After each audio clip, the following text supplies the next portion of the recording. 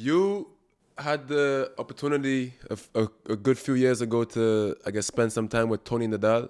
You added him to the coaching team for a while there.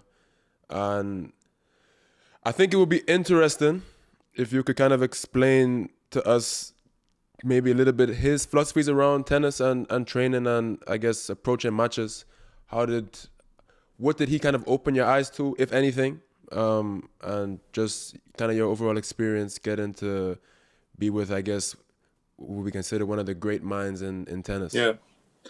The idea at the time was 20, and it was like, had great people around me, and it was to not remove anybody, but to add somebody that knew firsthand the standards of the highest level. Because, I mean, everybody knows the theories. A lot of people, I would say.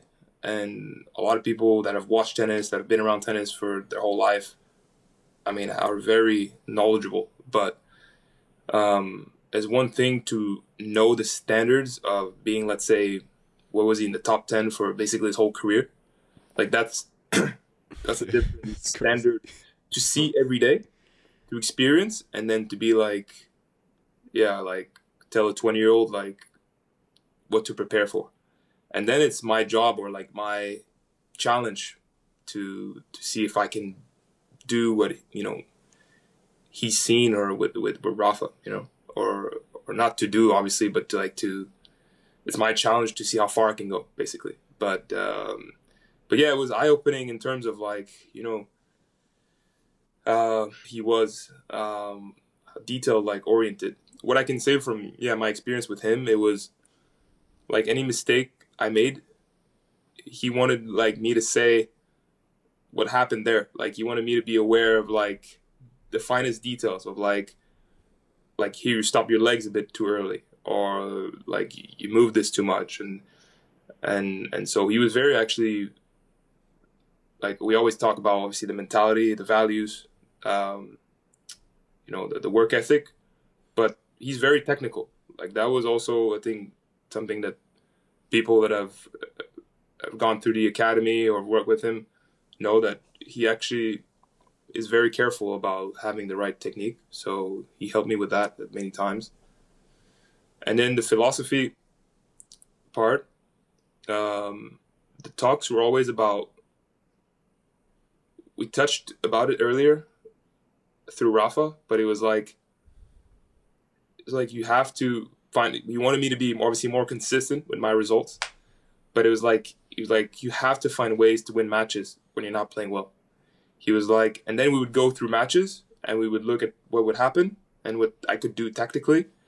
And he said, taking his nephew as an example, but he was like, he wouldn't lose a game to adjust. Like he wouldn't lose time to be like really sharp on adjusting quickly. If he missed a return, that was like not sharp. It was like, okay, change of position, give yourself more time, go deeper. If I don't know, he made a mistake like an unforced error, it was like next point, playing with a lot of margin through the middle and really be patient and wait for the right ball. Where like, players or coaches, sometimes you can like any mistake, you're just like, it's a mistake. It's one mistake, But some mistakes are good or okay to make, but it's really about having some clarity of like what you were trying to do and are you okay with that mistake? Because like if you really were taking a risk and you made a mistake, fine. But if you're not trying to take a risk and if you're like trying to play with margin there and you made a mistake, then you might have to think, okay, like next point, like I don't want to be making mistakes when I'm trying to just rally, So he was very sharp, on that, and the standard with that was really high. And I can see like with the way he was talking, how like if you grew up with him and you had the qualities that Rafa had, I mean, you make a winning machine for sure. Do you still carry any of that stuff with you today? And like what stuff would you carry with you today from your time with him? It's tough because like I think as a player, as a person, like through all the learnings in your life, like I had my dad first as a kid, and then I had like a couple different coaches, or growing up. And I feel like they're all important to me. Like they all played an important part. And my current coach, Frederick, we've been together since I'm 16.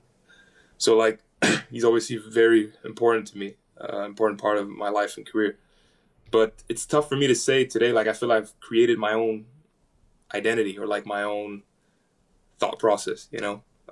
And I feel like now today or like recently on the court, I kind of coach more myself than I am coached, if that makes sense. During matches, at least. Like during practice, we always talk and we have Like it should be, huh? conversations. I think so, you know. I think so. And then, like my Frederick, my coach, was always pretty keen on that, like, and making me more independent, you know, and like stronger as a person, as a player, more developed. And then so today, yeah, I feel like I try to give less looks to the box, you know, outside or to show less doubt, you know, and to kind of figure it out the whole match and to trust myself that I know enough about my game, about the opponent's game and the tennis in general that I can make the right adjustments. And so I feel like do I think about Tony's words today?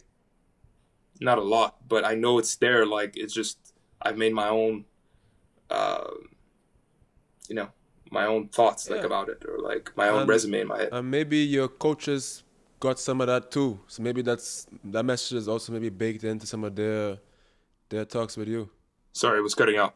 You said? Oh, sorry. I didn't mean, I was saying like, you said you don't think about it like, oh, this is what Tony said, but maybe part of your coaches being around him too, maybe they pick some stuff up from him as well. So maybe indirectly it might be part of your guys' view on tennis anyway. It might just be part of the, let's say, the puzzle that you guys have been putting together for all these years. It might just be a part of a couple of those pieces now are just what Tony said back in 20, whatever it was. Yeah, no, for sure. A few pieces of advice. We stay in touch sometimes, like, and when we see each other, we talk about tennis, about in general, and we talk about my game. So, no, like, he's a great person. You know, I didn't talk about him as a person, but I have a lot of respect for him as a person. He's a great set of values that he gave, obviously, to his kids and obviously to Rafael growing up. But so yeah, he's great. And then I was lucky to learn firsthand with him, to travel with him, and we had good conversations, obviously outside of tennis. So no, I keep in mind some of it, but you know, it's tough to recall, you know, every day. But I think, like you said, it's all part of who you are, you know, once you learn for more than just a couple of weeks with somebody. Thanks for watching this clip. If you want to watch the full episode, the link is in the description down below.